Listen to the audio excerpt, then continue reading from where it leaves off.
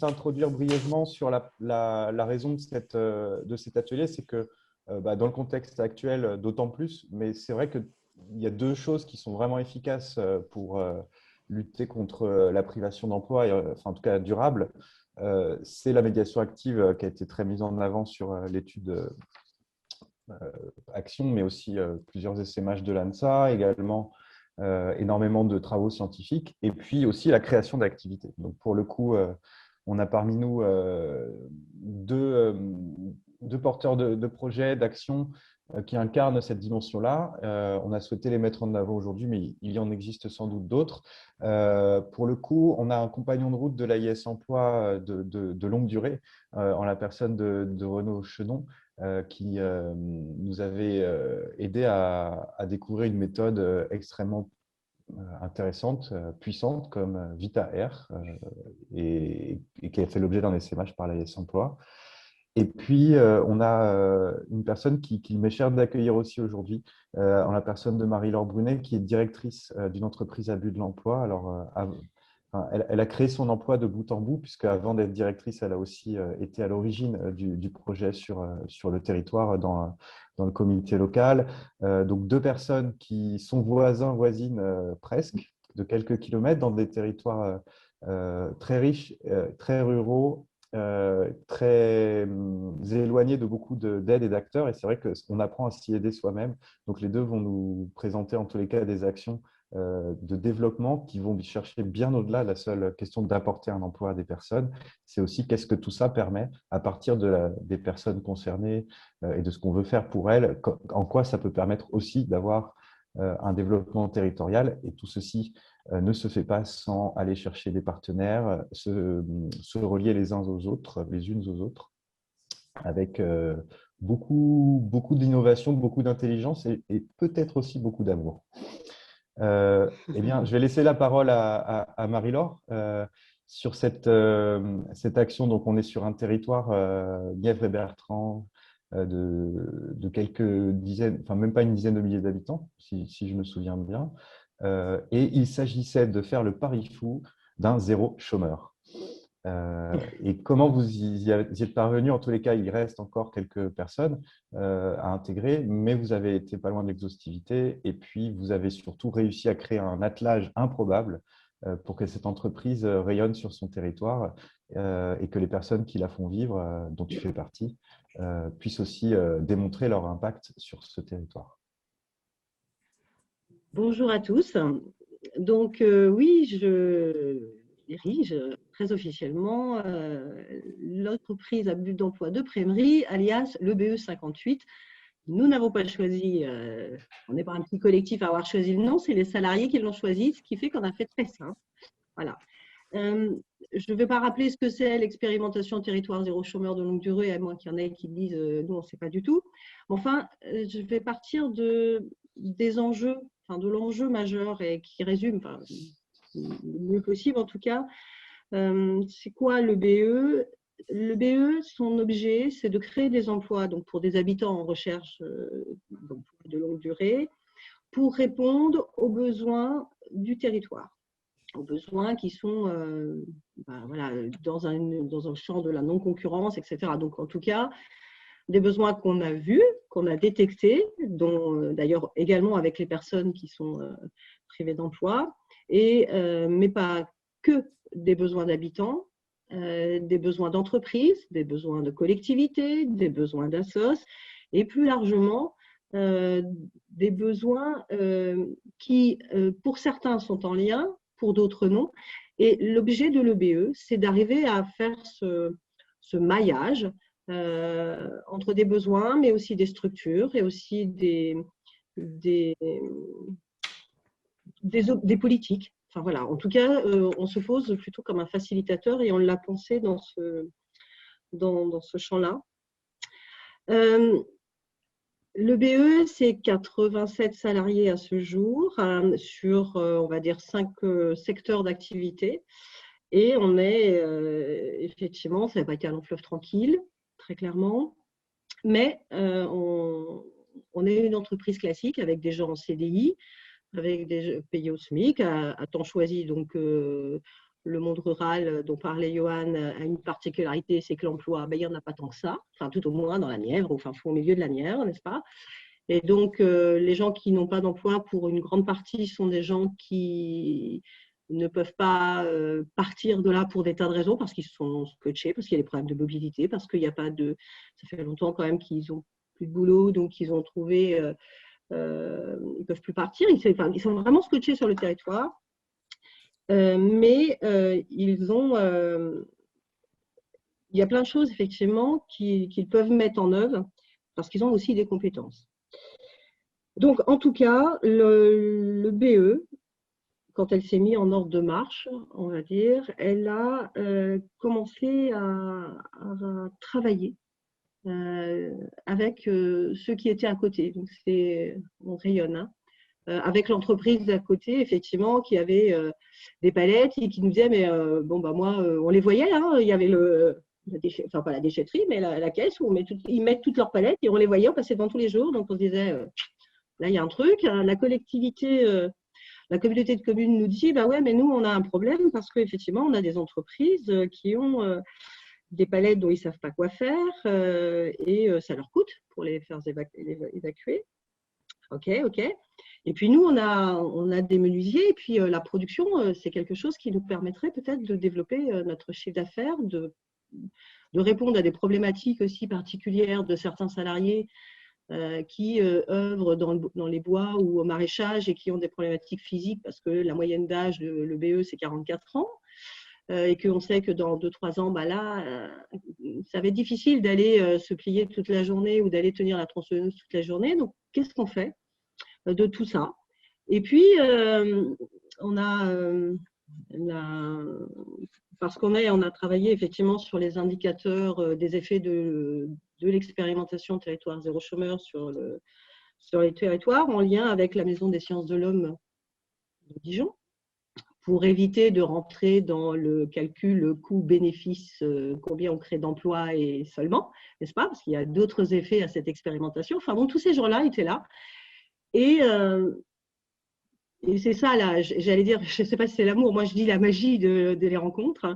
En tout cas, un chercheur de la Maison des sciences de l'homme a rencontré, dans une autre réunion, hein, le directeur d'une grande école parisienne de design. Et elle a dit, mais moi, dans la Nièvre, je travaille avec une BE, ils ont une ressourcerie et il y a peut-être des choses à faire. Et oui, il y avait des choses à faire, donc il a fait descendre un peu tout le monde. Enfin, à son niveau, à lui, donc le responsable des études, un prof, on a fait une visio et j'entendais le problème de Zoom, mais ça a quand même quelques avantages, c'est que même des gens qui ne se connaissent ni Nel ni Nadan, ils peuvent se retrouver comme ça. Et on a monté avec donc l'ENSAD, donc l'École nationale supérieure des arts déco de Paris, un partenariat. On a reçu des stagiaires longue durée, on a reçu également des jeunes de 4e année pour travailler avec nos salariés sur qu'est-ce qu'on peut imaginer faire ensemble sur de la création. Et on est en train de développer un atelier de production d'objets divers et variés à partir de bois recyclés et notamment les palettes qu'il y avait juste à côté de nous à 20 mètres dans leur bac et qui servaient à rien. Voilà. Donc, c'est à partir de ces petits bouts de fil qui font que finalement les gens s'inscrivent, alors non pas seulement sur leur propre comment je vais faire pour faire quelque chose pour moi, mais qu'ils voilà, ces projets ont pu naître parce que il y a eu cette réflexion presque collégiale. On est sur un territoire, il y a des besoins, il y a des gens qui n'ont pas d'emploi et l'emploi est quand même à la base effectivement au niveau économique et au niveau même de l'intégration des personnes un élément clé. Comment ensemble on a réussi à trouver le chemin qui fait que chacun peut répondre à ses propres objets tout en ayant un objet commun. Je ne sais pas si je suis très claire, c'est un peu difficile à expliquer, mais c'est juste de dire, on ne se dit pas, voilà, bah là, il faut qu'on trouve du travail pour les gens, ok, super, Là, on se pose beaucoup plus large et on a une vision beaucoup plus systémique de comment ça s'articule.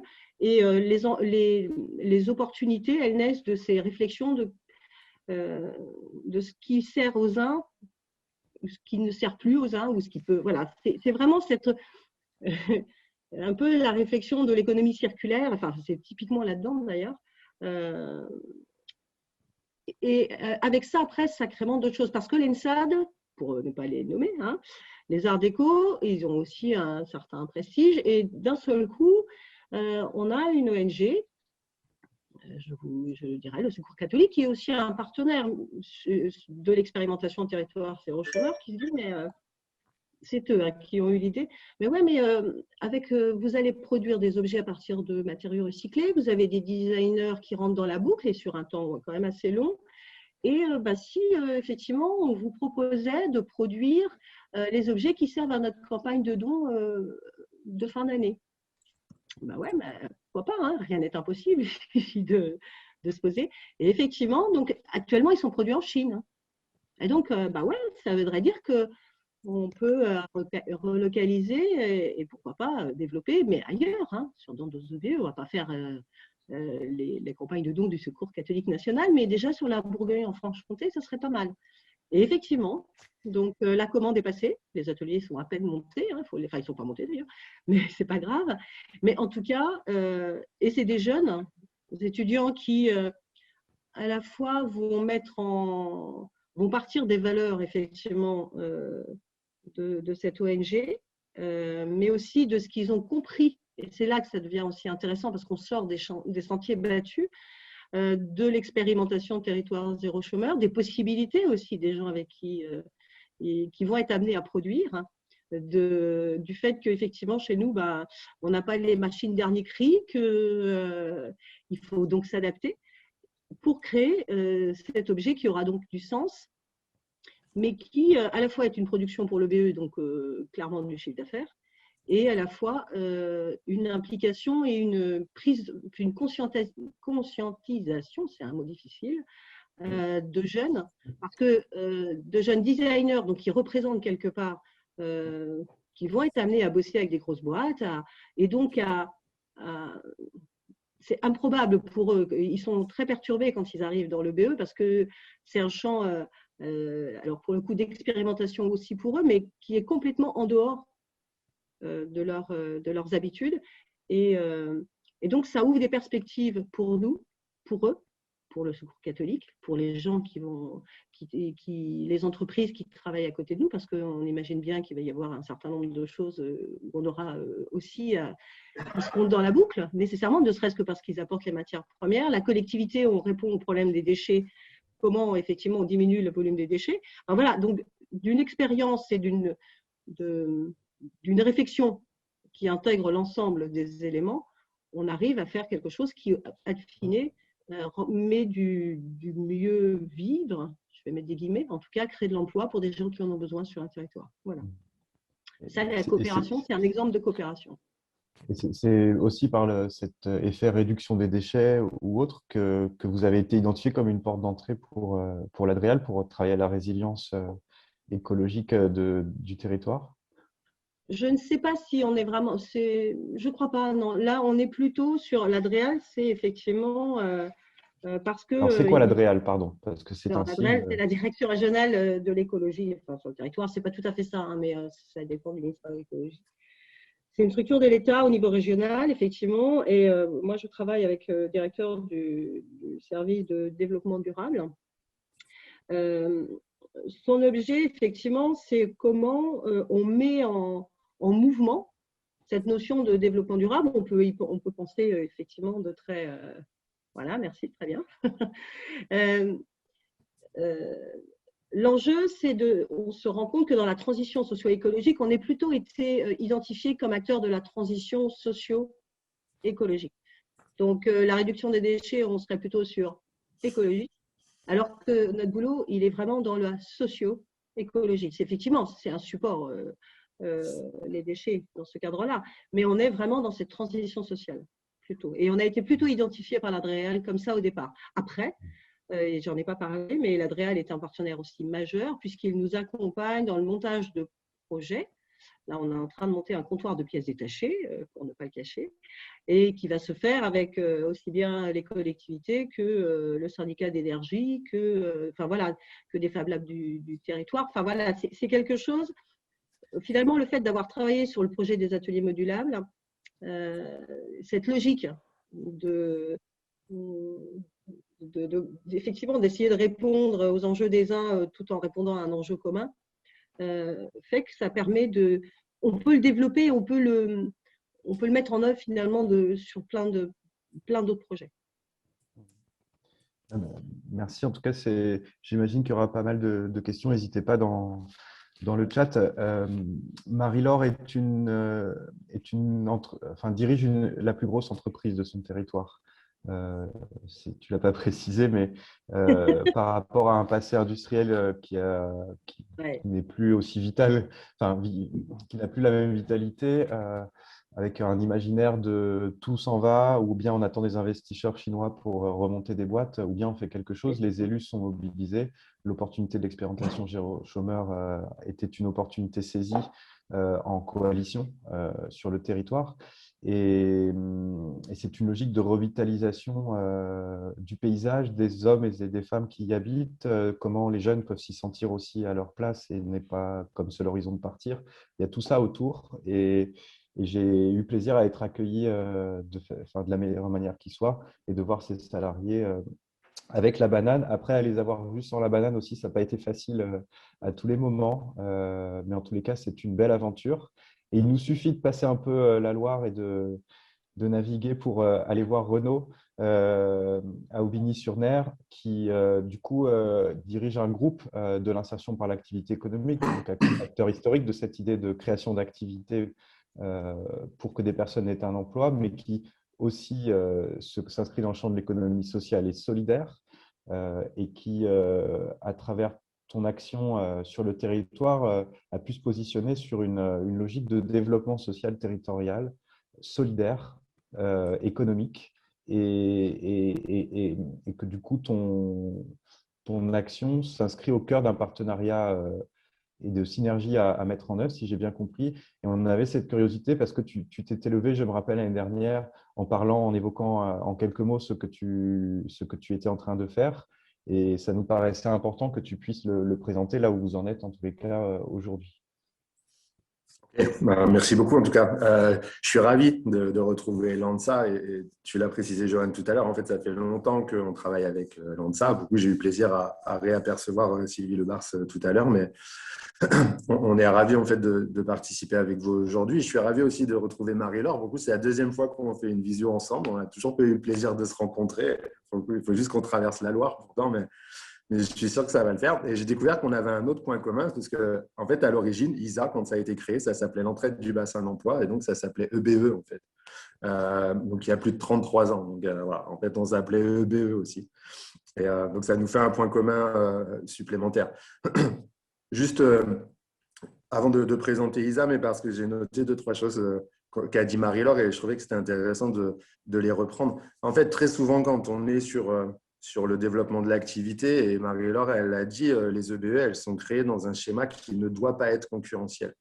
Et très souvent, en fait, quand on est dans le développement d'activité, on est tout de suite bloqué par le fait qu'il faut qu'on soit vigilant à ce qui existe déjà pour ne pas venir percuter ce qui existe déjà. Et pour autant, l'avantage de nos structures, c'est que quelquefois, on s'autorise à prendre du recul et à se dire, mais ce qui est intéressant, ce n'est pas ce qui existe déjà, c'est comment on va créer des passerelles entre ce qui existe déjà. Et là, ça nous oblige à être dans une réflexion d'inventivité, d'innovation. Et on se rend compte que c'est un peu un puissant fond et que là, on a des réelles opportunités pour créer de l'emploi. Il faut absolument qu'on sorte de cette logique d'opposition des genres pour essayer de créer des synergies, en fait, considérant, et là, on va rentrer dans la présentation d'ISA, considérant que chacun a un rôle à jouer sur le territoire où il a fait le choix de vivre de façon différente, mais pour autant de façon complémentaire. Et c'est là qu'il faut absolument qu'on sorte des schémas d'opposition et qu'on arrive à créer, à travers des activités, des points de rencontre qui permettent aux chefs d'entreprise de sortir de certains préjugés par rapport aux chercheurs d'emploi. Mais la réciproque est vraie aussi, c'est-à-dire qu'il faut aussi accompagner les chercheurs d'emploi à sortir d'un certain nombre de préjugés par rapport aux chefs d'entreprise. Et il faut aussi que le politique accepte de sortir d'un certain nombre de représentations qu'il a. Le quotidien, à la fois des chefs d'entreprise et des personnes en recherche d'emploi, étant beaucoup moins simple qu'on essaye de nous le faire croire. C'est-à-dire que le chercheur d'emploi n'est pas sans activité par choix, il est sans activité parce qu'il le subit. Et donc, le culpabiliser, ce n'est peut-être pas la bonne clé d'entrée.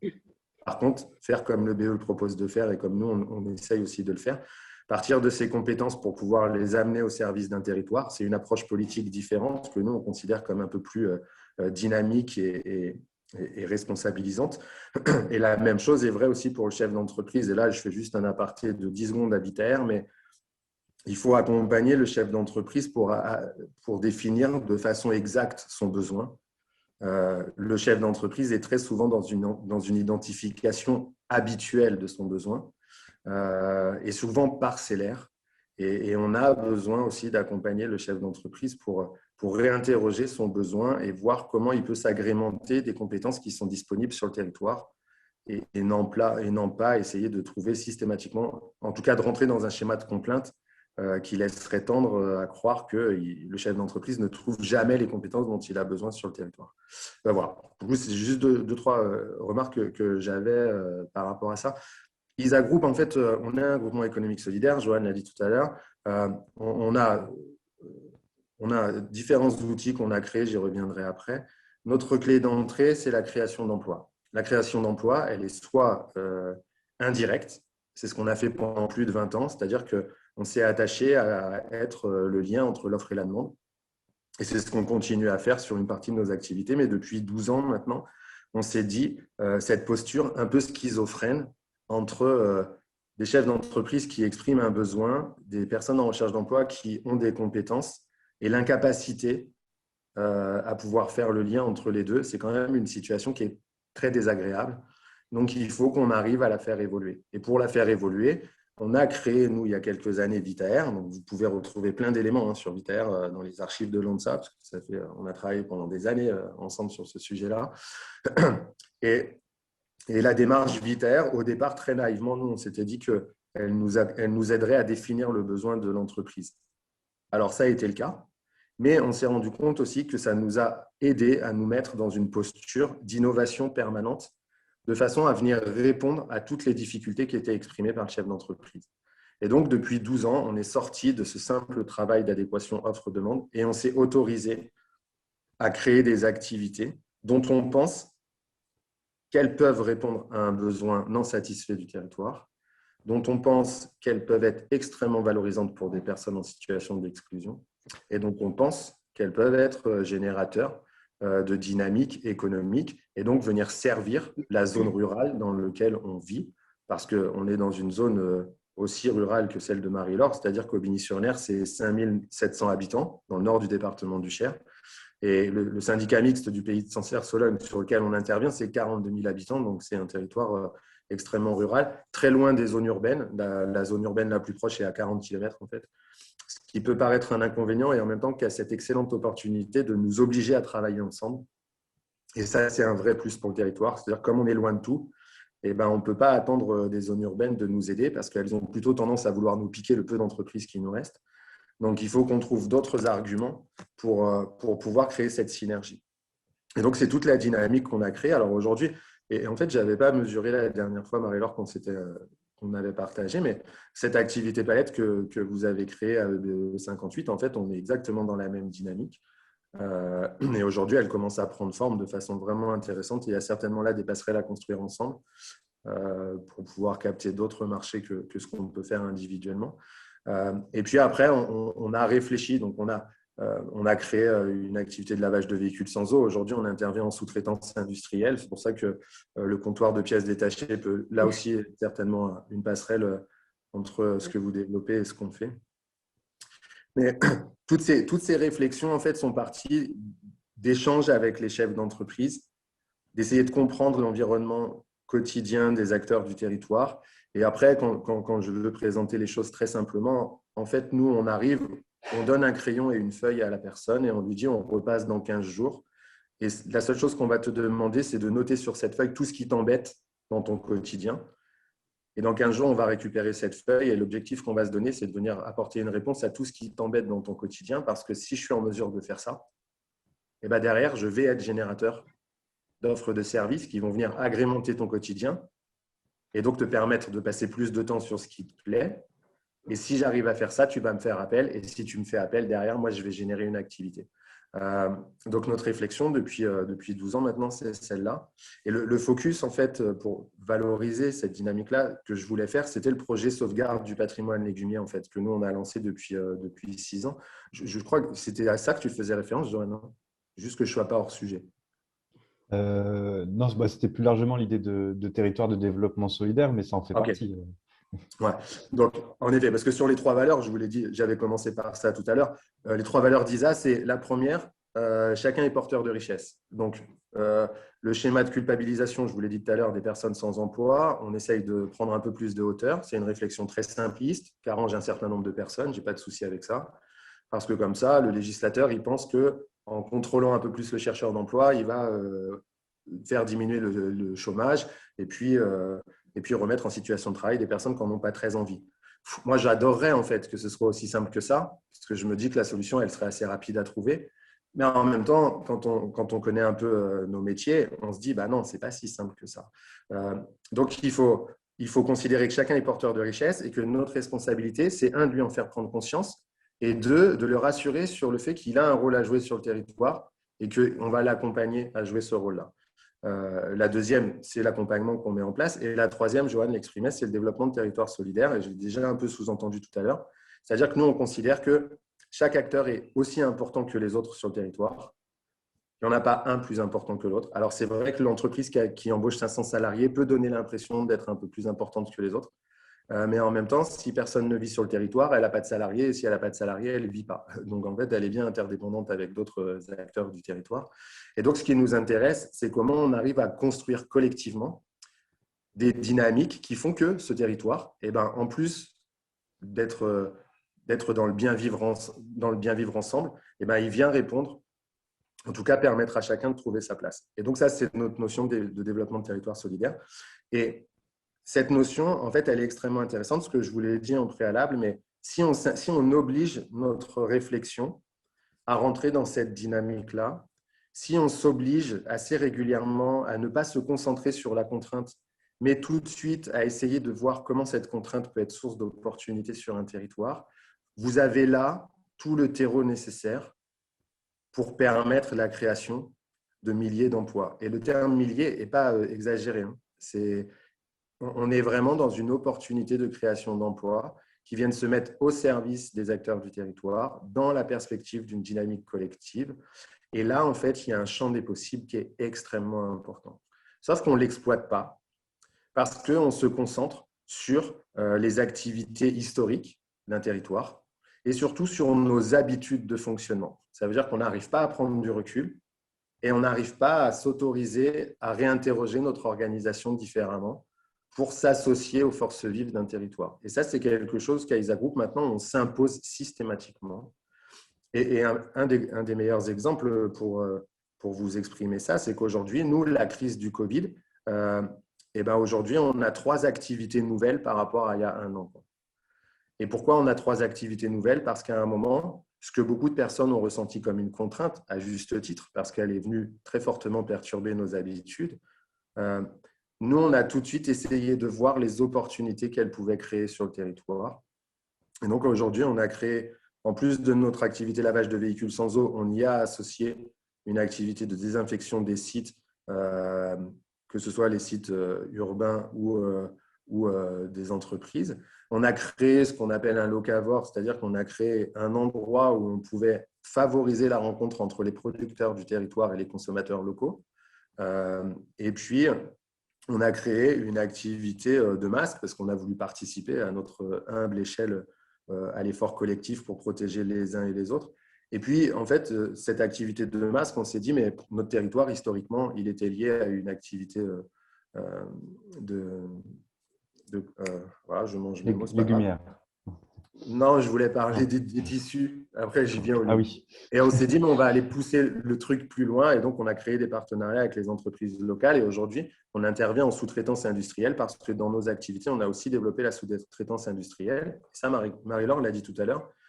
En fait, nos entreprises, aujourd'hui, elles externalisent aux quatre coins du monde des tâches à faible plus-value. Ce qui fait que quand elles recherchent du personnel, elles ne recherchent que du personnel qualifié. Sauf que sur le territoire, il n'y a pas de compétences qui répondent à leurs besoins. Et en même temps, on a une vraie opportunité. C'est que si on arrive à sous-traiter localement des tâches à faible plus-value, nous, on a cette opportunité de mettre en situation de travail les gens, de venir valider leurs compétences, de les accompagner à monter en compétences et donc de répondre demain aux besoins du territoire. Mais là, ça demande à réinterroger toute notre logique. Alors, pas que la nôtre, c'est ce qui est difficile. Aussi la logique des services achats, des services financiers des entreprises. Donc, ça prend un peu plus de temps. Mais pour autant, on sent que là, il y a des opportunités. Et juste pour finir, mais parce que c'est un exemple que je trouve intéressant, aujourd'hui, on a un gros projet, je vous le disais tout à l'heure, sur la sauvegarde du patrimoine légumier. En fait, ce projet, à l'origine, c'est juste pour vous montrer, quand on s'autorise le changement d'échelle, le champ des possibles qui peut s'ouvrir à nous, en fait. Nous, on avait des légumes historiques sur notre territoire qui n'étaient cultivés que par des jardiniers amateurs, passionnés. Et un jour, on s'est dit, mais quelle plus belle opportunité pour mettre en valeur les compétences des personnes en situation d'exclusion que de les associer à la sauvegarde d'un patrimoine en termes de lien social.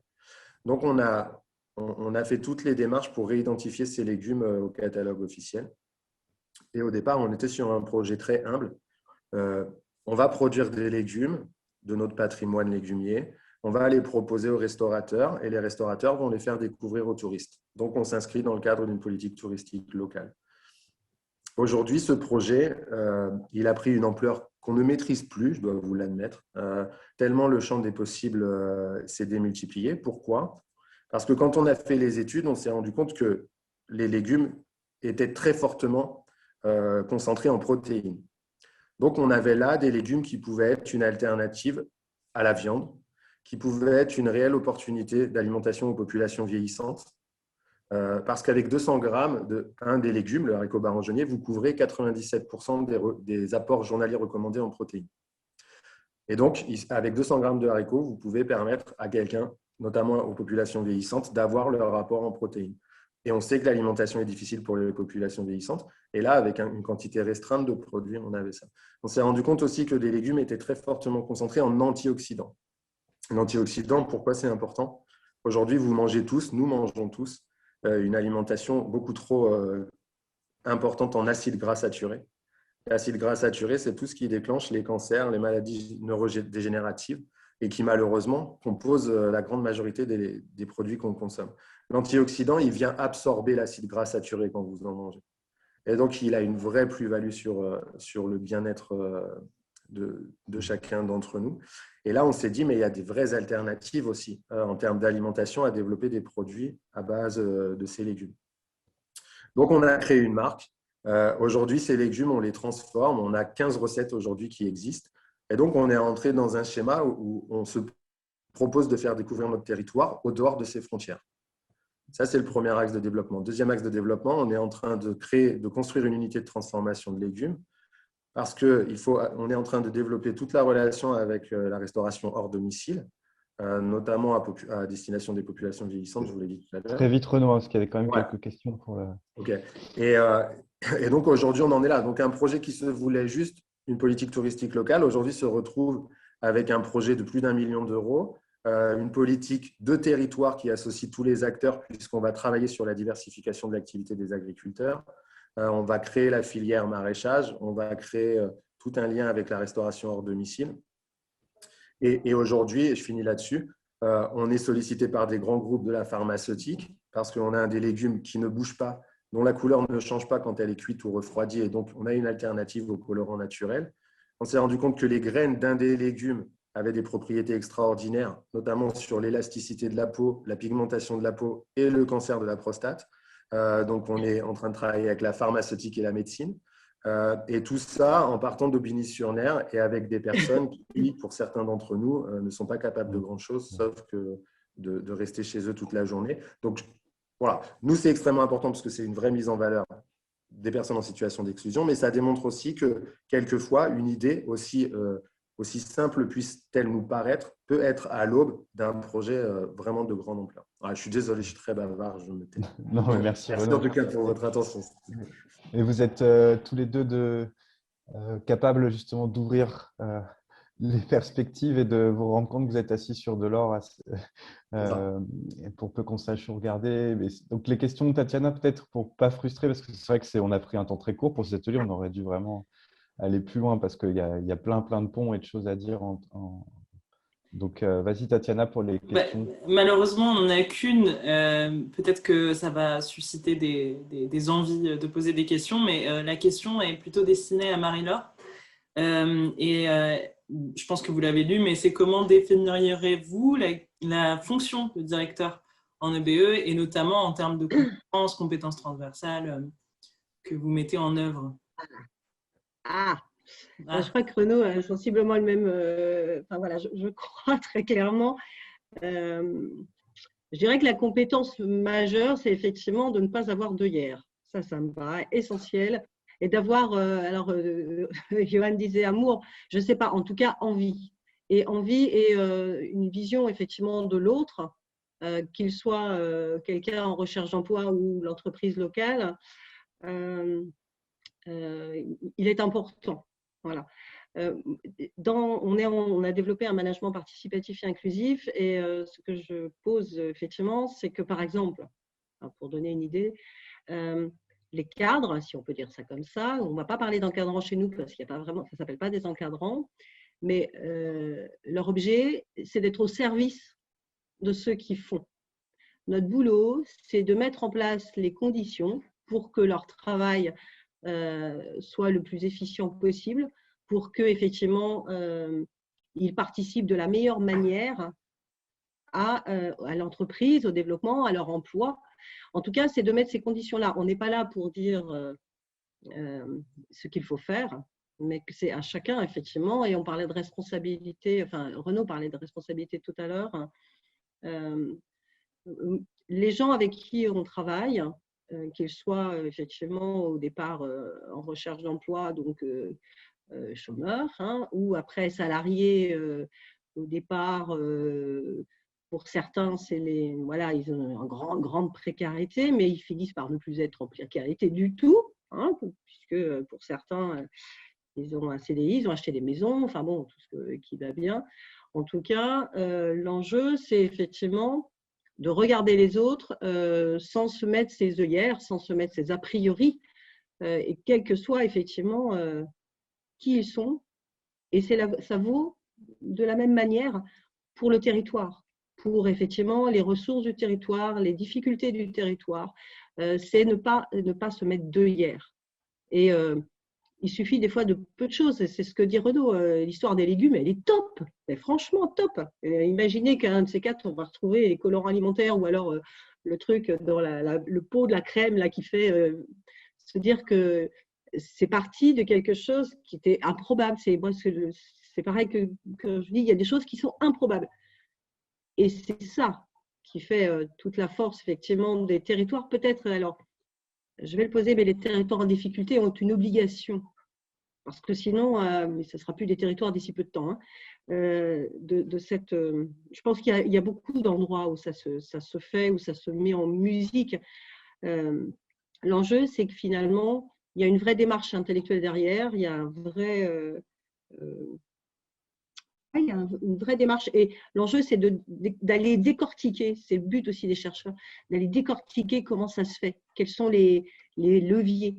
Et donc, en l'occurrence, les compétences du directeur de l'EBE, elles sont en lien avec son territoire, mais elles sont surtout dans, certains disent un mouton à 5 pattes, j'en sais rien, mais en tout cas, dans l'ouverture et dans la capacité à aller voir au-delà de l'a priori, au-delà de ce qu'on peut voir comme ça. Voilà. Et peut-être pour le pont avec Renaud, parce que vous avez des fonctions similaires. Donc, moi, ce que je trouve, c'est la symbiose entre le doux rêveur et la personne en capacité aussi que ça s'incarne dans des process et des protocoles et aussi de savoir investir, etc. Enfin, il faut savoir s'ouvrir et en même temps, c'est impressionnant ce que vous racontez tous les deux. En fait, je crois, ce qui est très… Moi, c'est un métier, et très souvent, avec les collègues avec qui j'en parle, moi, je suis de formation physique, en fait. Euh, et j'ai découvert Agricole. l'insertion, même Tu n'étais pas… pas nutritionniste. Non, j'ai fait mesure physique. J'étais passé par génie civil, en fait, dans le bâtiment. Et puis, en fait, avec des potes, on s'entendait tellement bien à l'IUT qu'on a fait une année spéciale ensemble en gestion. Et en fait, et après, tout mon parcours professionnel, il vient de cette année spéciale. En fait, tout le reste a servi à rien. Mais en fait, ce qui est extrêmement intéressant dans notre métier, c'est que déjà, et Marie-Laure l'a dit, on est dans une empathie permanente, c'est-à-dire que notre clé d'entrée, c'est le fait de considérer que chacun est porteur de richesse et que chacun est une opportunité pour l'autre. Et dans le monde dans lequel on vit actuellement, je me dis, mais quel bonheur, quelle chance on a en fait d'être dans un métier qui nous permet ça. Et ça, c'est pour rien au monde, j'ai envie de le changer. Le deuxième axe qui est passionnant dans ce métier-là, c'est que vous n'avez pas de cadre. C'est-à-dire que tout est possible. Et à chaque fois qu'on vous dit que c'est impossible, vous avez là l'opportunité de créer quelque chose de nouveau. Et ça, c'est génial aussi parce que 80% de la population s'enferme sur le fait de dire « Ok, il m'a dit que ce n'était pas possible, je ne le fais pas. » Bah, nous, en fait, à chaque fois qu'on nous dit que ce n'est pas possible, on a là l'opportunité de créer une nouvelle activité. Et surtout, tout ça, ça se construit en symbiose avec les autres. C'est-à-dire que la vraie force d'Isa Group aujourd'hui, c'est que tout ce qu'a créé Isa Group depuis 35 ans, ça n'a porté préjudice à personne. Ça veut dire que ça a toujours été une opportunité nouvelle sur le territoire. Ça n'a jamais mis quelque acteur du territoire en difficulté. Et c'est là la force aujourd'hui d'Isa Group. Et après, pour répondre à la question de Benjamin sur les autres exemples d'activités, en fait, ce qui est extraordinaire quand vous êtes dans cette perspective-là, de laisser croire aux autres que quand ils font appel à Isa Group, tout est possible, vous avez là, de leur part, une ressource de création extraordinaire. Et en fait, les activités, elles se créent comme ça. Je prends un exemple. On a un partenariat avec le Tango Bourges Basket. Et en fait, Valentin, le directeur général, est quelqu'un avec qui on travaille maintenant depuis 2-3 ans. On a une activité palette. Et en fait, un jour, je vais lui montrer une lampe avec une tête de cerf. Alors, on est en Sologne, hein, en même temps, c'est normal. Et il me dit « Oh, c'est beau ». Mais je sentais bien que ce n'était pas super. Il n'était pas fan. En fait. Je sentais bien qu'il avait du mal. Et je lui dis, écoute, il n'y a pas de problème, le cerf, il ne te plaît pas, file-moi le logo du Tango Basket et je mets le logo du Tango Basket à la place de la tête du cerf. Il me dit, ah, franchement, ça me plaît, tu me fais une lampe et je la mets dans mon bureau. Et il m'appelle 3 jours après, il me dit, franchement, tout le monde passe dans mon bureau, tout le monde veut la lampe, donc tu m'en refais 10. Ok, je lui en refais 10. Il me dit, tu sais, en fait, il y a un club des partenaires au Tango Bourges Basket, on est 250 entreprises, on se réunit dans des salons, donc c'est un peu plus difficile cette année, mais il me dit, fais-moi des grandes lampes. Donc, je lui dis, le format d'une palette, c'est le plus simple pour moi. Hein, il me dit, OK, fais-moi des lampes du format d'une palette et je les mets dans les salons des entreprises. Et aujourd'hui, j'ai dans mes clients Groupama, le Crédit Agricole, Peugeot. Et en fait, j'ai une activité qui s'est créée comme ça. Et en fait, c'est ça qui est génial dans notre travail. Et la semaine dernière, Valentin, il m'a appelé, il m'a dit, écoute, je suis emmerdé. Tous les ans, on a des nouveaux partenaires. Et tu sais, à chaque fois, on a la housse là, avec le tissu. Sauf que quand les gens sont plus partenaires, moi, je ne sais pas quoi en faire. Je dis, il n'y a pas de souci, tu me les files et moi, je vais réfléchir ce que je vais faire. Et aujourd'hui, on a créé une sacoche en fait, pour que le supporter il puisse mettre tout ce qu'il a besoin pour aller voir un match et rien d'autre. Et on a mis le logo Tango dessus et les housses, elles sont recyclées. Et en fait, c'est ça notre travail au quotidien. Et tout ça avec des personnes dont on peut penser, parce qu'on nous le répète trop souvent, qu'elles ne sont pas motivées. Mais je peux vous assurer qu'on se trompe profondément et que si on arrivait à leur faire un peu plus confiance, on aurait pour notre pays des opportunités extraordinaires. Juste, et je finis là-dessus. En fait, quand je vous dis que c'est créateur d'emplois, je voudrais juste vous donner 3 indicateurs. En fait, il y a 10 ans, quand on a changé de posture, on versait 800 000 euros de salaire par an. À peu près, on faisait travailler à peu près 300 personnes par an. Et ça représentait 90 ETP. En 2020, parce qu'on a fait une année 2020 meilleure que 2019, mais c'est ça aussi quand on est capable d'être résilient et de transformer la contrainte en opportunité. En 2020, on a versé 4,5 millions d'euros de salaire. On a fait travailler un peu plus de 700 personnes et on représente une entreprise de 200 équivalents temps plein. Tout ça avec des bons à rien, en fait. Donc, si nous, on est capable de le faire avec des bons à rien, je me dis, mais en fait, on est capable de faire des choses extraordinaires dans ce pays. Et est-ce que ça coûte un pognon Renaud, est-ce que ça coûte un pognon de dingue? Parce qu'on nous a dit aussi zéro chômeur, c'est cher, etc. Ouais, alors, là, je suis désolé, je ne sais pas s'il y a… En fait, ce qui est important, c'est qu'il faut savoir que l'insertion par l'activité économique est le meilleur placement de l'État. Je ne sais pas s'il y a des représentants de l'État, mais en tout cas, c'est important qu'ils l'entendent. En fait, c'est le meilleur placement de l'État qui existe aujourd'hui. Parce qu'à chaque fois que l'État investit 1 euro dans ISA Group, on lui en rapporte 19. Et je ne crois pas qu'il y ait meilleur placement aujourd'hui. Mais je crois que l'État est en train de s'en rendre compte parce qu'on peut noter tous les efforts que l'État a fait en 2020, en particulier depuis mars l'année dernière, pour soutenir en fait toute cette filière de l'insertion et dont on voit aujourd'hui qu'elle est capable d'être résiliente face à des situations difficiles. Et je trouve que c'est une vraie belle orientation de l'État par rapport à ça et qu'il y a des vrais champs d'expérimentation qui vont s'ouvrir, qui vont être extrêmement intéressants. Ça demande de croiser les échelles territoriales, les compétences, les matières scientifiques et les rêves, les envies, comme le disait Marie-Laure, ce mot-clé, je le retiens, ça donne envie, en tout cas, vous donnez envie. Alors, on avait promis une pause quand même aux participants, donc je ne sais pas s'il y a d'autres questions. Tatiana, est-ce que ça vous va si on clôt là? Parce que… Ouais. Oui, Ok. ça nous laisse 7 minutes de pause, c'est pas mal. 7 minutes de pause, c'est parti. Après, on se retrouve sur une table ronde sur l'essaimage. Et quoi qu'il en soit, l'idée, c'est aussi que les uns et les autres puissiez vous être identifiés. Mais c'est vraiment un chouette moment que de vous avoir réunis là. Vous êtes enfin, on aurait dû se voir en physique. Vous êtes à quelques kilomètres l'un de l'autre. Et, On va y arriver, nous, à se voir. On ne s'est même pas vu. C'est sûr. Mais en tous les cas, vous incarnez sans doute ce qui nous apparaît en tout cas être l'avenir. Et pour vous, c'est du présent. Ouais. Merci beaucoup pour votre intervention et votre partage. Merci à vous pour l'invitation. Merci. Je mets mes coordonnées en fait pour ceux qui veulent me joindre. Il y a mon portable, mon adresse mail. N'hésitez pas à me solliciter, ce sera avec vraiment grand plaisir. Je vais faire la même. Moi. Ouais. Et comme ça, j'aurai tes coordonnées. Oui, c'est ça. Eh bien, la sous-salle va se clore dans quelques minutes. Tranquillement, vous pouvez couper votre caméra, votre son et on se retrouve pour 14h45 pour la table ronde, donc avec Laurent Bouillet d'Ecobat, Éco-construction, Éco-rénovation, SIAE+, petits artisans biosourcés dans leurs matériaux, et puis l'ANGC, groupement des créateurs avec Didier Dugas qui nous présentera ce réseau d'accompagnement à l'éveil des envies et en projet d'entrepreneuriat ou pas, mais connais-toi toi-même et va au bout de ce que tu peux faire. C'est aussi quelque chose qui semble être au cœur de vos deux méthodes et pour le coup, 2 essaimages intéressants, plus Michel Pasteur, notre directrice, qui interviendra pour présenter les travaux de l'ANSA en la matière.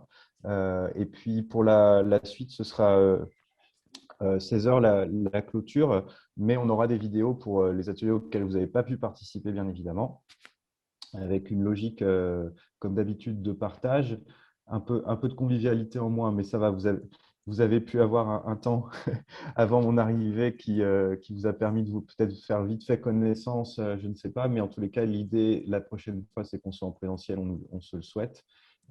Et puis pour la partie suite de l'activité de l'ANSA, on va essayer de reboucler avec nos partenaires pour justement essayer d'aller plus avant dans tout ce qui vous a été montré là, toujours faire ressortir ce qui semble prometteur ou ce qui mérite d'être essaimé à plus grande échelle.